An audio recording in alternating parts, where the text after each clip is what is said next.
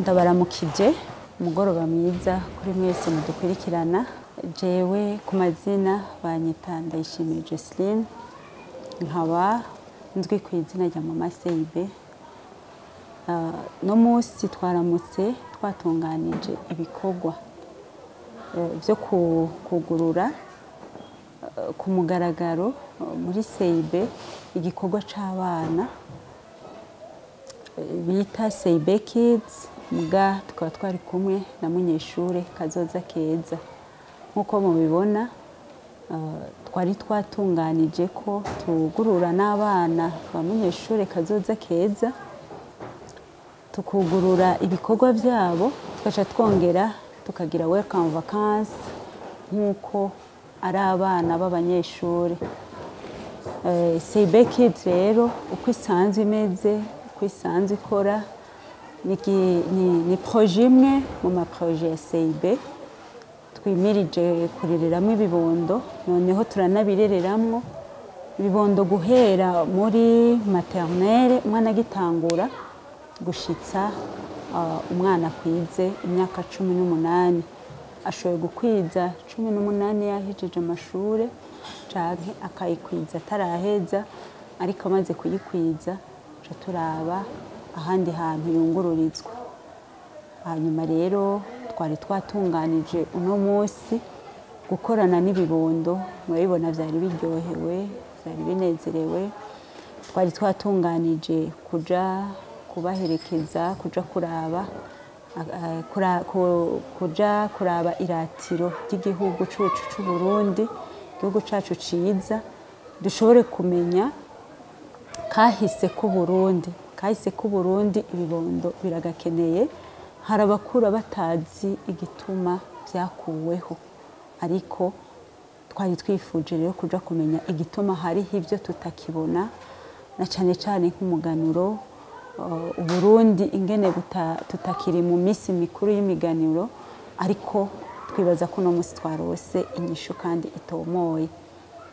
Twari tugiye kuraba ingene abana bashobora kuzokunda igihugu cabo.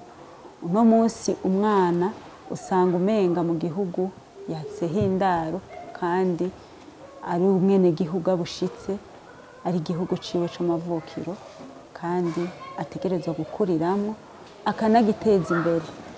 Rero muri Seibe Kids hariho no kubona kurera umwana abone imbere, areke kwama yizeye iterambere rivuye mu bandi bantu ahubwo abi inkingi y'iterambere nk'uko papa Burundi abivuga. Twimirije igihugu c'iterambere turakirindiriye, ntitukirindiriye twifashe neza canke turyamye, ariko tukirindiranye ibikorwa.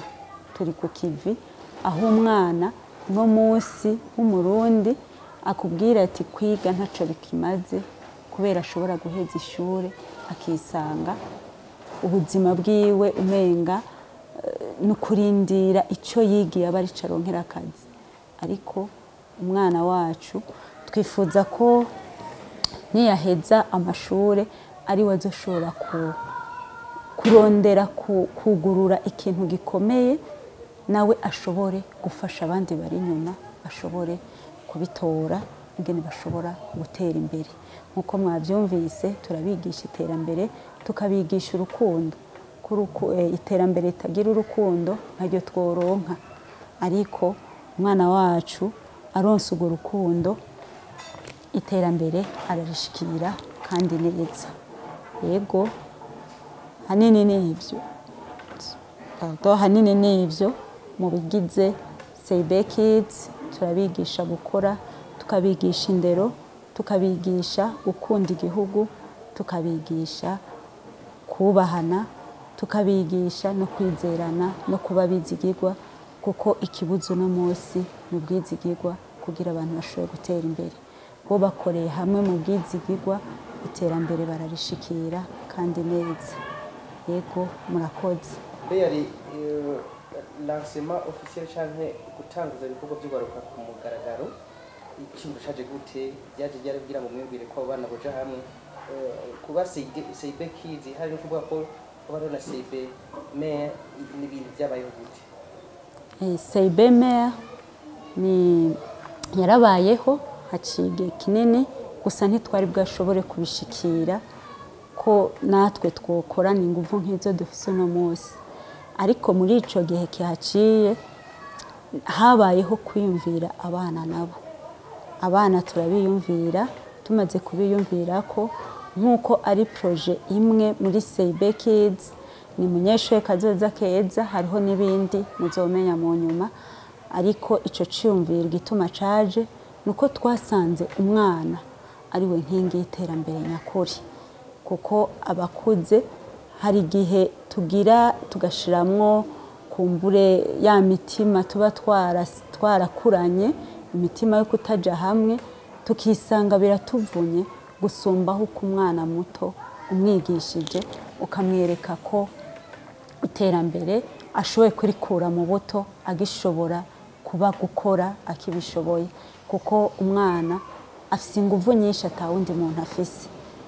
Atanguranye ubuto gukora ivyo akura ku ishuri akabizana akabitereka mu bikorwa nyezina, uza kwisanga umwana atantambara azotera igihugu agisaba ubuzi, ahubwo igihugu kizisanga gifise umwana muzima ashobora no kugifasha iterambere bifuza. Muvuze ko muri abana kugira ngo baze bironderemo akazi canke babe inkingi y'iterambere, mbega birashoboka ko urundi rwaruka atari kunga Gitega ashobora kwinjira muri CIB Kids canke bisaba iki kugira ibyo bishoboke? Murakoze. Ubu twari tukiri Gitega, ariko no mu zindi ntara birakunda. Rero si ukuvuga mu ntara z'u Burundi gusa, ndetse no hanze. Ntiduhave dusanga twibaza ati Uburundi nigumenga burakenya akazi bwonyene, ariko tugiye kubiraba no hanze baravuga ibishomeri. Rero ntibizogarukira ngaha gusa, ariko zina mwana wese arashaka kwikuramwo akazi, tumufashe kukarema, nabo turi kumwe ahubwo biriko biragenda neza. Ko hama hariho ese turiko turagerageza turabe n'abandi mu nyuma bari nyuma. Murakoze cyane.